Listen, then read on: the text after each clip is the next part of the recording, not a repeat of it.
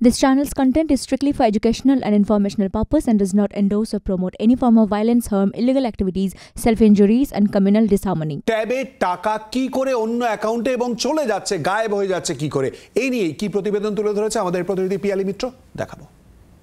Class 11-এর পড়ুয়াদের bank অ্যাকাউন্টে টাকা জমা পড়ার কথা, সেক্ষেত্রে স্কুলের তরফ থেকে ছাত্রদের তালিকা তৈরি করে পাঠানো হয় ডিআই অফিস থেকে ফাইনালাইজ করে সেই তালিকা যাওয়ার কথা শিক্ষা দপ্তরে, এবং শিক্ষা দপ্তরে সেখান থেকে পোর্টালে আপলোড হওয়ার কথা, এবং তার পরবর্তী সময় অর্থ দপ্তর, ফিনান্স ডিপার্টমেন্ট তাদের কাছ থেকে টাকা ডিসপার্স হওয়ার কথা। এই যে চারটে ধাপ রয়েছে, তার মাঝখানে যদি কোনো স্কুল বা ডিআই এর দপ্তর থেকে হতো, সেক্ষেত্রে একটা জেলার মধ্যে হওয়ার কথা, কিন্তু এটা সামগ্রিকভাবে এতগুলো জায়গাতে বিভিন্ন জেলাতে আসছে, এবং কোথা থেকে নির্দিষ্টভাবে এই তথ্যগুলো লোপাট হয়েছে সেই যেগুলো জানার জন্য ফরেনসিক এডিট করার সিদ্ধান্ত নেওয়া হয়েছে। শায়ন, চিন্তা কতটা বাড়াচ্ছে? চিন্তা তো ভয়ঙ্কর রকমভাবে বাড়াচ্ছে। গোটা পশ্চিমবাংলাটা জামতারা গ্যাং, পিসি ভাইপো gang, Partha Arpita gang, Anubrata Jyotipriya gang মিলে শেষ করে দিল।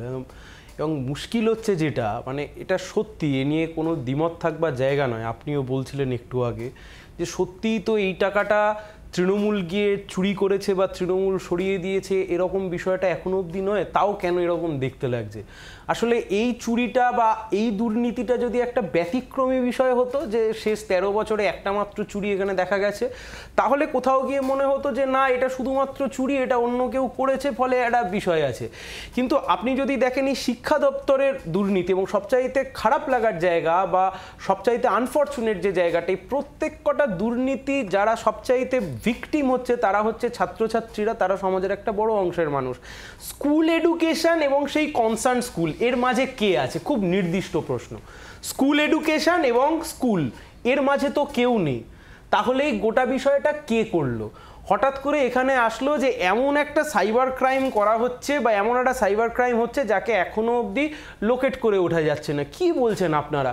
কিছুদিন আগেই পাণ্ডব গোয়েন্দার আরেকটা গোয়েন্দা কুণাল ঘোষ কলতান দাশগুপ্তর কল রেকর্ডিং খুঁজে বার করে ফেললেন, কিন্তু আপনারা এই সমস্ত কোথা থেকে কি হচ্ছে, কে টাকা নিয়ে চলে যাচ্ছে বুঝতে পারছেন না। তাহলে কি ছাত্রছাত্রীদের ডেটা, ছাত্রছাত্রীদের তথ্য, পার্সোনাল ডেটার কথা বলছি, যা আধার কার্ডের মাধ্যমে গোটা ভারতবর্ষে এখন সমস্ত কিছু রয়েছে, তাহলে কি সেই ডেটা সুরক্ষিত নয়?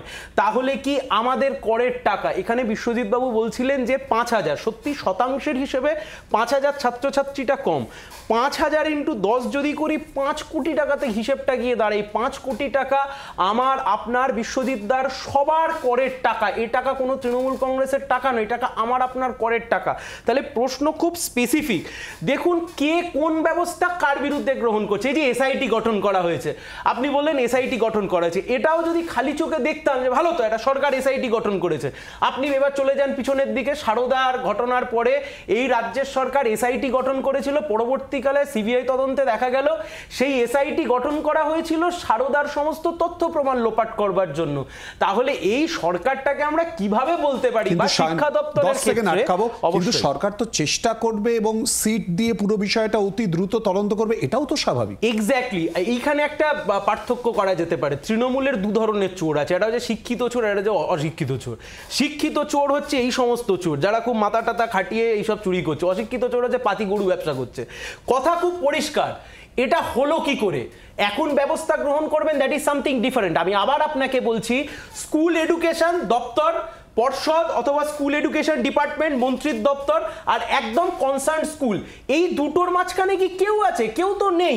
তাহলে কিভাবে এই গোটা ঘটনাটা ঘটলো? এখন সামনে এসছে বলে এই যে 5000 আমরা বলছি, কদিন হয়েছে এই ঘটনা সামনে এসছে? আজকে 2 দিন। আপনি আগামীকাল দেখবেন গোটা পশ্চিমবাংলার কোনো একটা নতুন জেলা এখানে অ্যাড হয়েছে, পরের দিন দেখবেন আরো একটা নতুন জেলা অ্যাড হয়েছে। আমি খালি একটাই কথা এখানে পরিষ্কারভাবে বলতে চাইছি, দেখুন সিরিজ অফ দুর্নীতি হচ্ছে পশ্চিমবাংলায়, সিরিজ অফ দুর্নীতি। ট্যাবের দুর্নীতি আলাদা করে কোনো দুর্নীতি নয়।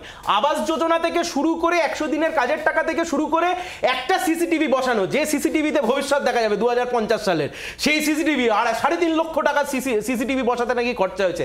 তাই কথা খুব পরিষ্কার, কেউ দায় এড়াতে পারেন না।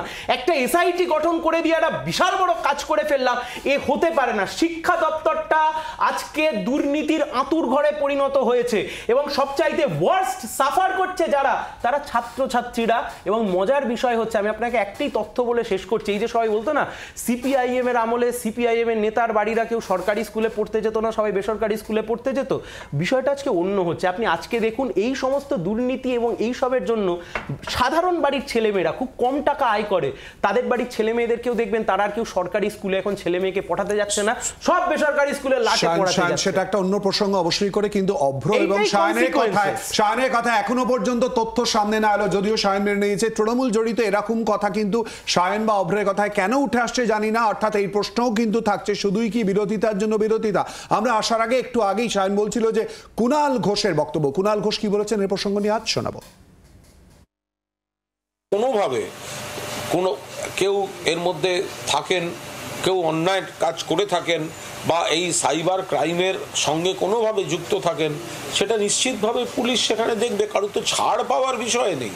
ফলে একটা বড় কাজ হচ্ছে, এত লক্ষ ছেলে মেয়েকে ট্যাব দিচ্ছে সরকার, সঠিক কাজ করছে। আবার এই কালের নিয়মে এই তথ্য প্রযুক্তির উন্নতির সুযোগেই কিন্তু এই সাইবার ক্রাইম শব্দটার জন্ম নিয়েছে, সারা পৃথিবীতে জন্ম নিয়েছে, সারা দেশে জন্ম নিয়েছে, এখানেও এসছে। জামতারা গ্যাং সারা ভারতকে কাঁপাচ্ছে বহুদিন ধরে। তো ফলে এখানে যে বা যারা করছে, তারা যে প্রফেশনে থাকুক, যে পদেই থাকুক, যদি তারা এই সাইবার ক্রাইমের মধ্যে যুক্ত থাকে, তাদের এগেনস্টে ব্যবস্থা হবে। বাংলার আওয়াজ, বাঙালির আবেগ, জি 24 ঘন্টা।